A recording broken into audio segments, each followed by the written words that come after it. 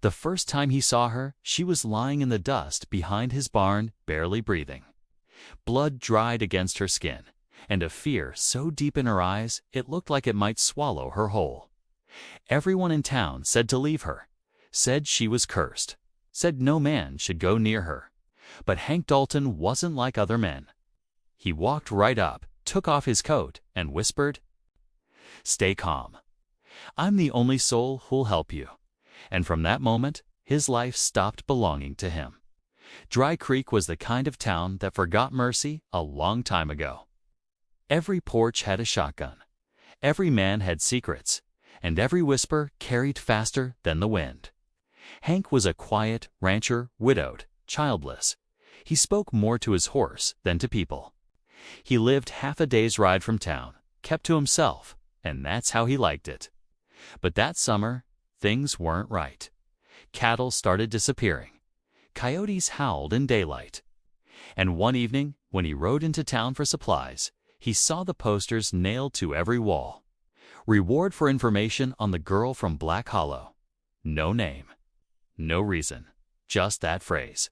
And beneath it, 3 words that made folks spit on the ground. Infected, dangerous, unholy.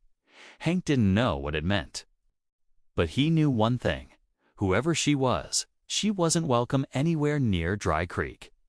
2 nights later, a storm hit the valley. Hank was closing the barn doors when he heard it. A faint sound under the thunder. A whimper. He raised his lantern and saw her, half collapsed behind the hay bales, soaked in mud and rain. A girl, maybe 20, wearing rags and clutching her side. When she looked up, she tried to crawl away. "Don't," he said softly. "I ain't gonna hurt you." Her voice came out cracked and dry. "They'll kill you if they find me." He didn't ask who they were. He just said, "Reckon they'll have to find you first." He carried her inside, wrapped her in an old blanket. And for the first time in years, Hank Dalton prayed. By sunrise, word had already spread. Someone had seen a stranger limping near Dalton Ranch. The pastor called it a plague from the hills. The sheriff said it was a wanted outlaw. The saloon girl said she was possessed by something darker. Hank ignored them all. He kept her hidden in the loft, feeding her stew, changing her bandages, and letting her sleep through the day. She told him her name was Lydia. She said she came from a mining town 2 valleys over, a place that burned down when the fever took hold. Everyone who got sick was left behind. She wasn't infected, she said, just wounded when she tried to escape. But the fever didn't stop with her town. Now the fear of it was spreading faster than the disease ever did. Days turned to weeks. Hank fixed her a place to sleep, and Lydia began to walk again, weak but alive. Sometimes they'd talk by lamplight. She'd tell him about the fire that took her home. He'd tell her about the wife he buried on that same land 10 years ago. It wasn't romance. It was something quieter, something sacred. 2 people too broken to speak of the past, finding peace in the same silence. But peace never lasts in the West. One morning, Hank rode out for feed. When he came back, 3 horses were tied to his fence. The sheriff and 2 men stood by the barn, rifles ready. They'd found tracks, smaller footprints, mixed with his. "Where is she, Hank?" the sheriff asked. "She's wanted for spreading the sickness." Hank stared at him. "There's no sickness here." The sheriff lowered his voice. "You can't save everyone, old friend."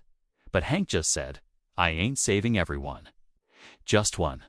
When they searched the barn, Lydia was gone. Hank followed the trail down to the river, where the fog sat thick.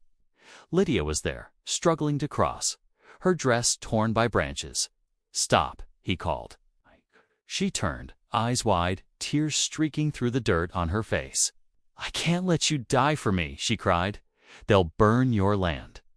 Hank dismounted, stepped into the water, and grabbed her shoulders. "You're not dying," he said. "Not today. Not while I can still stand." Behind them, the riders appeared, torches in the fog. Hank lifted his rifle, cocked it once. "Go," he said to her. Follow the river till you see the cottonwoods. You'll find a wagon road. Keep walking. She shook her head. You'll be killed. He smiled faintly. Been dead a long time already. They say he held them off till sunrise. That when the smoke cleared, they found 6 empty shells by his boots and his horse still tied to the fence. They never found Lydia. The sheriff buried Hank where he fell. No sermon, no crowd, just dust and the sound of wind over the grass. Some said he was a fool. Others said he was a saint. But a week later, a small wooden cross appeared by his grave. And tied to it was a red ribbon from Lydia's dress. Years later, travelers passing through Dry Creek spoke of a woman who ran a small orphan house near the old mining road. She never gave her name. But on her porch hung a faded hat, brown leather worn at the edges. And whenever storms rolled over the hills, she'd look out at the horizon and whisper, "Stay calm.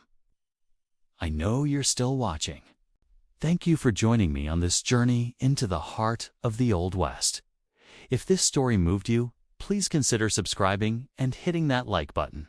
It helps more than you know. Until next time, stay safe and keep searching for the good in the world.